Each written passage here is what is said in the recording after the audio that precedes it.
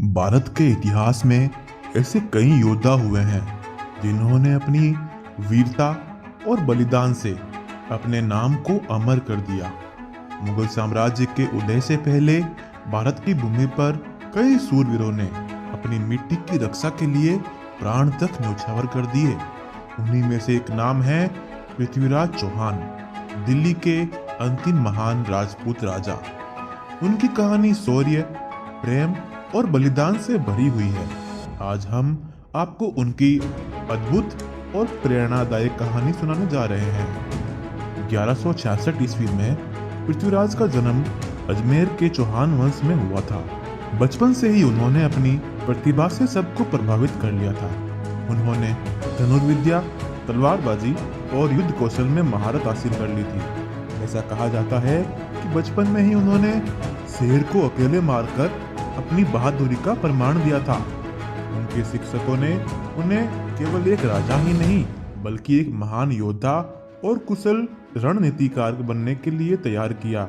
महज 20 साल की उम्र में पृथ्वीराज ने दिल्ली और अजमेर की गद्दी संभाली। एक युवा राजा होते हुए भी उन्होंने शासन की बागडोर इतनी कुशलता से संभाली कि उनका नाम पूरे उत्तर भारत में प्रसिद्ध हो गया।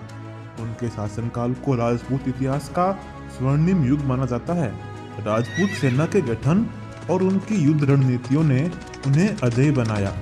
पृथ्वीराज की प्रेम कहानी भी इतिहास के पन्नों में दर्ज है। राजा जयचंद की बेटी संयोगिता पृथ्वीराज की वीरता से इतनी प्रभावित हुई कि उन्होंने मन ही मन उन्हें अपना जीवन साथी ही मान लिया।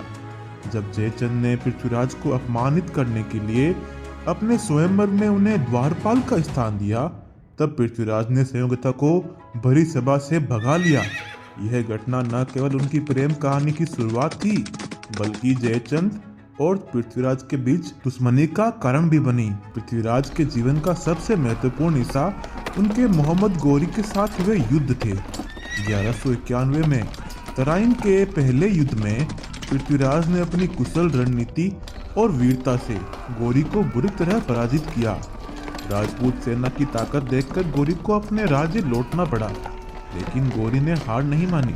उसने अगले ही वर्ष 1192 में बड़ी सेना के साथ दोबारा हमला किया। तराइन का दूसरा युद्ध भारत के इतिहास का निर्णायक युद्ध था। इस बार गौरी की सेना बड़ी थी और उसने छल रणनीतियों का इस्तेमाल किया। पृथ्वीराज और उसकी सेना ने अंतिम सांस तक लड़ाई लड़ी, लेकिन दुर्भाग्यवश वे पराजित हुए। पृथ्वीराज को बंदी बनाकर गजनी ले गए, लेकिन कैद में भी उसका आत्मविश्वास और साहस डगमगाया नहीं। गजनी में पृथ्वीराज के साथ क्रूरता से पेश आया गया। उसकी दोनों आंखें गर्म सलीब से फोड़ दी गई, लेकिन किंवदंती के अनुसार उसकी वीरता आखिरी क्षण तक बनी रही। जब गौरी ने उनका उपहास उड़ाने के लिए उन्हें आंखें ना होने के बावजूद भी तीर चलाने का आदेश दिया, तब पृथ्वीराज ने अपने मित्र चंद्रबरदाई की मदद से गौरी को मार गिराया।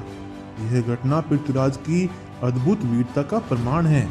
उनकी लड़ाई केवल तलवार तक सीमित नहीं थी, बल्कि उनके भीतर अदम्य साहस और बुद्धिमत्ता थी। पृथ्वीराज चौहान का जीवन एक योद्धा का नहीं बल्कि भारत की मिट्टी के लिए प्राण न्यौछावर करने वाले हर व्यक्ति की कहानी है। उनकी वीरता आज भी हर भारतीय दिल में बसी हुई है। उनकी गाथाएं हमें सिखाती है कि सम्मान और स्वतंत्रता के लिए लड़ाई हमेशा अमर होती है। क्या आपको पृथ्वीराज चौहान की ये प्रेरणादायी कहानी पसंद आई? ऐसे ही और ऐतिहासिक कहानियों के लिए हमारे चैनल को सब्सक्राइब करें और वीडियो को लाइक करना ना भूलें।